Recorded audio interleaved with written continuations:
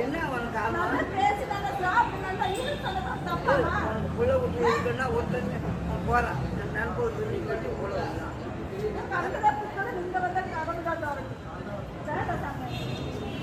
காசு காசு வேணா காசு பையன் இருக்கட்டும் காசு வாங்கிட்டு போ காசு தரவா